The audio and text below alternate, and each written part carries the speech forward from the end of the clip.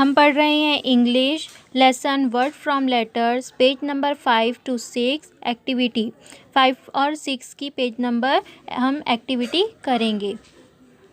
अब इसमें first question है, ये चार्ट दिया हुआ है, इसमें हमको बॉक्स में सही अल्फाज लिखना है। जैसे मैन लिखा हुआ है, यहाँ पर हमने एन लिखे तो बना नेट, बी जी लिख लिए BIG बिग। वैसे ही आपको ये सारे बॉक्स को मुकम्मल करना है। उसके बाद question number 6, write down your name then write a word. अब अपना नाम लिखो, फिर अपने नाम में आए हुए सारे लेटर से शुरू होने वाले अल्फाज लिखो। जैसे सना एक नाम है, सना में S से सन, A से एप्पल, N से नेस्ट और A से एंट आता है। एक ही अल्फाज दो बार इस्तेमाल नहीं होना चाहिए। जैसे A आया है एप्पल और एंट, ऐसे लिखेंगे। उसके बाद गार्डन ऑफ वर्ड्स,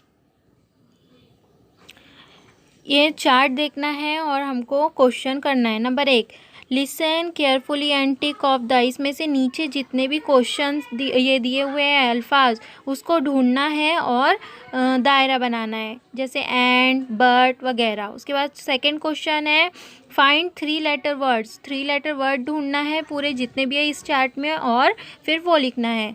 फिर question number 3, read the word from any poem, say a line that has the word.